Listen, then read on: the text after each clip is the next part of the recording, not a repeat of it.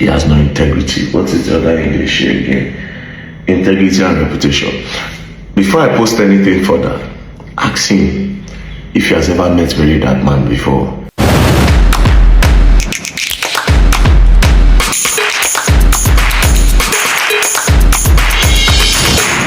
Hey, my people, wonder shall never end on this social media space. The more you look, the less you see. Even today, there is Christmas, problems upon problems. So, Very Dark Man has come out again to expose Pastor Chris Okafor. He posted the full voice note of his so-called alleged daughter that claims that Pastor Chris Okafor sleeps with her. He also posted that a lawyer has also warned him for cyberbullying and harassment, that he should take down the post and apologize to Pastor Chris Okafor. If not, he'll be called for questioning. DNA tests should be also placed online, or should be also put out online, so that we will confirm that that is really Pastor Chris Okafor's daughter. So guys, I will play the full voice note for you. Make sure you watch to the end and watch also what Very Dark Man has to say. Comment your thoughts on the comment section and don't forget to subscribe. Merry Christmas. Please guys, wish me Merry Christmas on the comment section. My name is Precious Chidera Okafor, the daughter of Prophet Dr. Chris Okafor. I used to live with him years ago, and I left around 2020. Yes, I left around 2020 because things were about to get out of hand. While I was living in the house, amongst all my siblings, I'm the only one from my mother, while the four of them are from a different mom. While I was living in the house, I used to get treated unfairly. Like, it was very, very visible, and even the workers in the house could see it. And one evening, he called me to his room that he wanted to speak to me.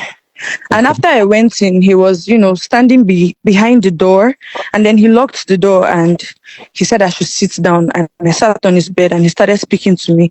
He started telling me that he knows that I always feel bad because of how he treats me differently from my siblings, but he's only doing that because he loves me, and he wishes that fathers could marry their daughters, that he would have gotten married to me. And that was when he started to touch me all over my body.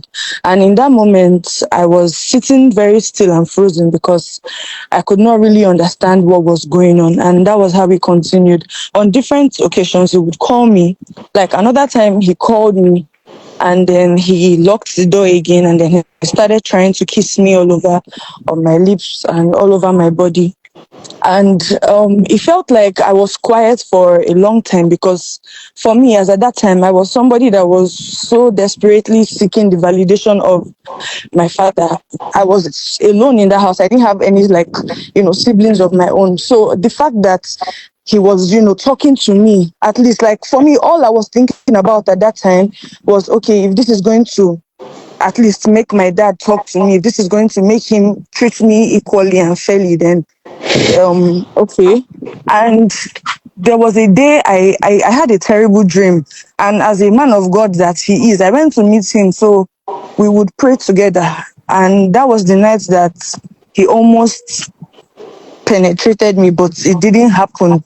I think he saw how scared I was and how I was sweaty and shaky on the bed, so he said I could leave, and I left. And that was when I was able to use a teacher's phone in school, and I decided to tell my mom about all that was going on. Then the next week or a few days after, she came to get me from the house, and that was how I left. How old were you then?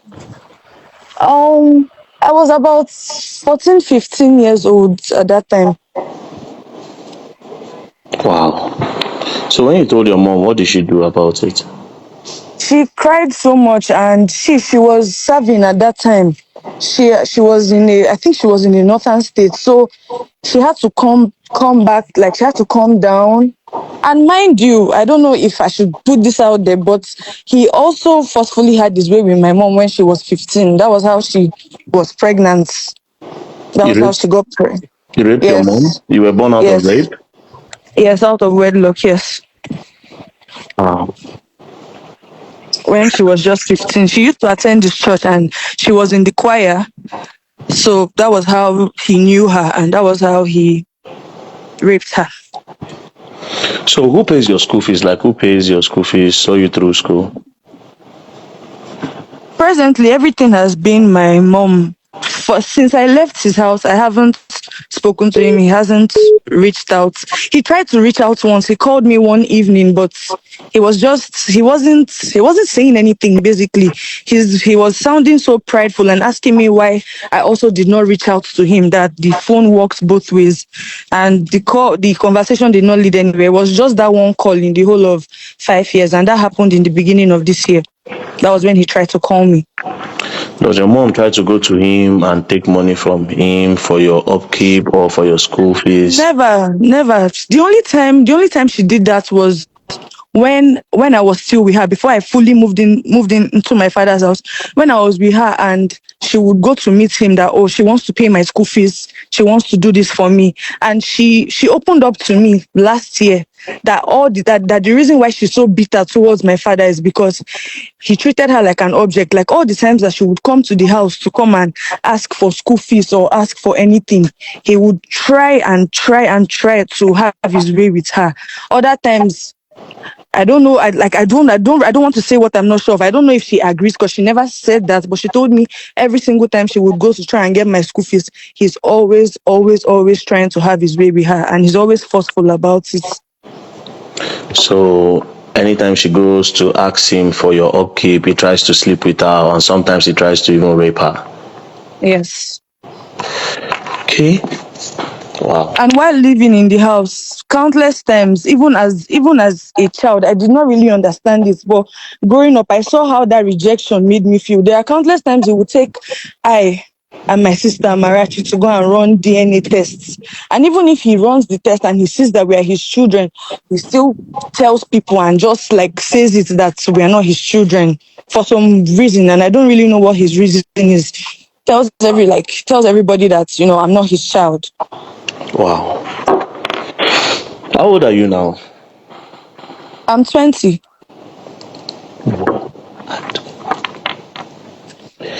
Okay. Anyways, we'll keep in touch. We'll keep in touch. All right. Okay? Thank you. All right. Bye. Thank you. Bye. Now, Barrister Master Lokpara, if you listen to this call that I had with this girl, now this call was on the 22nd of December at around 7:05 p.m. was when we had this call. Now, listen to it properly. What you are trying to use as a defense and as a damage control, the DNA test, that these are not his kids, he has been using it since against these kids. They have gone to do several DNA tests and he's their father, right? Now, I will ask you a question. Whether or not he's their father or not, let's leave that by the way.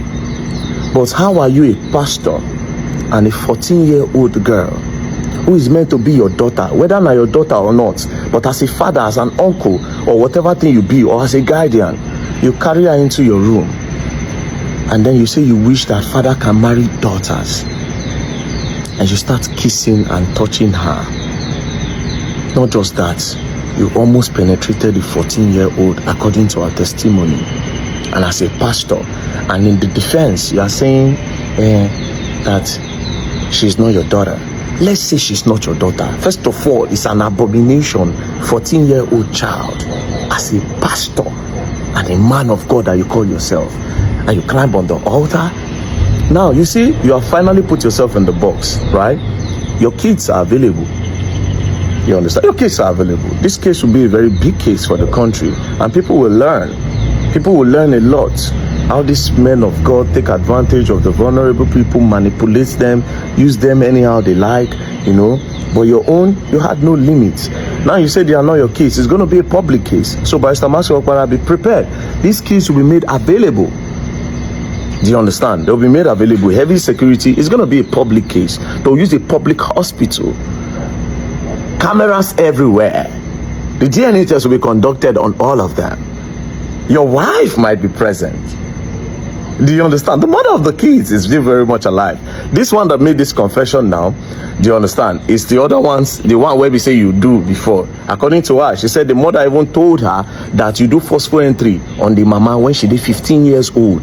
And you won't do the same thing to the daughter when she did 14 years old. May God forgive all of you.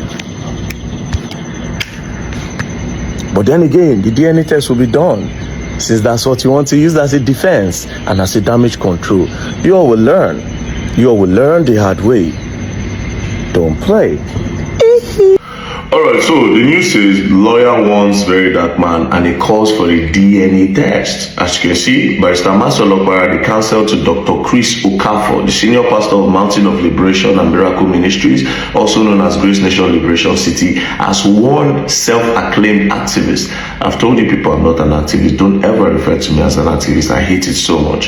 Has warned self-acclaimed activist Martin Vincent Ote, popularly known as Very Dark Man, and one young lady who introduced herself as Miss Chi, to immediately desist from the ongoing cyber attacks, bullying, harassment, stalking, and criminal defamation of his client Okafor. Speaking at a press conference which held at the NUJ Center in Ore, capital of Imo State today, Dr. Okpara demanded an immediate retraction of all false, malicious, defamatory, and misleading statements.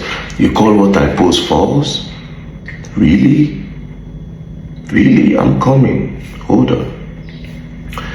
False, malicious, defamatory, misleading statement published online or elsewhere concerning Okafor. Wow. He further asked for an apology in 2 national dailies, insisting that a copy of the apology be sent to the appropriate authorities. He equally demanded the cessation and desistance from further presenting or implying any familiar relationship with Okafor, and a challenge to the imposter to submit herself and her sibling for DNA test. Oh, the pastor is claiming that we never talk about siblings. I just talk about 2 yet. But anyways, okay, for DNA test. So he wants to claim that they are not his kids. I love where this thing is going. I really love it. Now we will go and enjoy where. And a challenge to the imposter to submit herself and her sibling for DNA test at a mutually agreed and reputable health facility in the absence of the earlier DNA certificates allegedly in her possession. So they are trying to say the birth certificate that was posted with Mr. Okafor as the father is not valid, he's not the father. Oh God, man, now we enjoying this so much. Dr. Okpara also wants the removal of all contents that falsely associate Okpara with claims of paternity or abandonment. Nobody talks about abandonment. We've not got into that part yet, and we've already done the talker. So you know, saying abandon somebody. I told you we'll enjoy it. Dr. Okpara also wants the removal of content that falsely associates with claims of paternity abandonment. The council warned that the failure to comply with this demand will leave his client with no option but to pursue all available legal remedies to protect his reputation, integrity, and ministry. First of all, let me tell you something. That pastor has no integrity. He has no integrity. What is the other English here again? Integrity and reputation. Before I post anything further, ask him if he has ever met Very Dark Man before. And ask him where he met Very Dark Man. See, before this case though, ask him where he met Very Dark Man before. Then when he tells you can come back to me. Secondly, Barrister Master Lokpara, I'm very, very disappointed in you. I am so disappointed in you. You know, it pains me to see that it is you that is going to represent this man and his counsel. We have met before. We don't share a brain before. In the case of Mazi Nnamdi Kanu, are you the fight for it? You can't be fighting for Mazi Nnamdi Kanu that was being oppressed by the Nigerian government to fight for people that oppress people, you know. But it's fine. It's fine. Expect the next post, and I want to see people pursue legal, whatever you call it. Nobody give a fuck about what you want to do. Who cares? Let's go to court. It's my business. We'll post it. And when they come, he wants to do DNA test for his daughters, they are ready. They are ready. They are very, very ready. But you know what the problem is now? You see that one that called herself Mrs. Chi? They don't need DNA for that one. That one is a walking DNA. Walking DNA. That's a live walking DNA. If you, Master Lokpara, sees her, you will call her Pastor Crisis because she's a girl. Pastor Crisis. God, you all will definitely learn on this case, and you all will learn the hard way. Peace and love. Don't play.